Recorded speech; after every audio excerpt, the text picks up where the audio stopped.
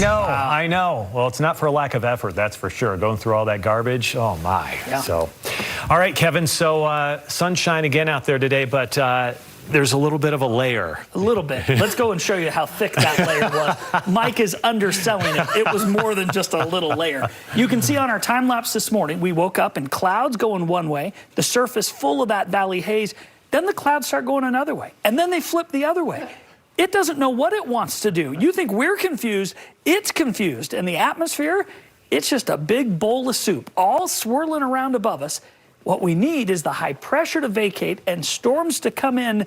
It'll get rid of the haze, it'll bring us our water, it'll make all sorts of things better.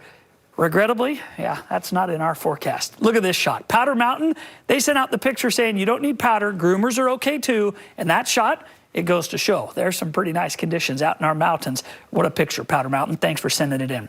Here's our ski report. Alta, a base of 56 inches. Beaver Mountain, 31. Bryan Head coming in at 21.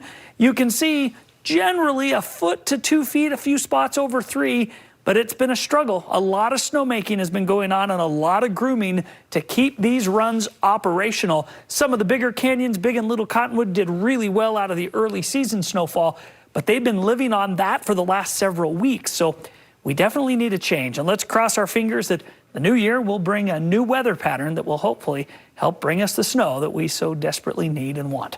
As you look at our temperatures, 20s in Logan, 30s in Ogden, Salt Lake, and Provo right now. A blanket of cloud cover over the Wasatch and out to the west. You go east, it actually is mostly clear and really pretty with that full moon that's out and bright. 23 in Vernal, 28 in Moab, and 29 in Blanding. Now that little precipitation you see on Vortex just out to the west, it's connected to another little wave that's trying to get in here, but it can't break through because this big area of high pressure pretty much just gobbles up any storms that come through. So yes, there's storminess in the Pacific. Yes, it continues to move east.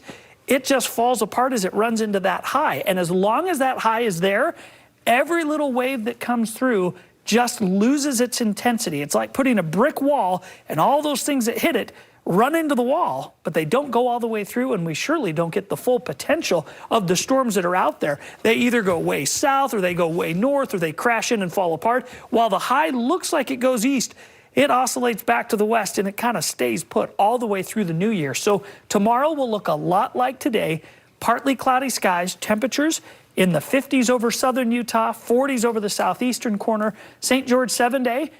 We just stay in the upper 50s through Saturday, low 50s as we roll through the holiday with overnight lows in the 30s, and there's a slight chance southern Utah come Monday morning that one of those little pieces coming in from the west holds together enough to bring a few little showers. We'll watch that close. I guess that's probably more optimistic than it is realistic.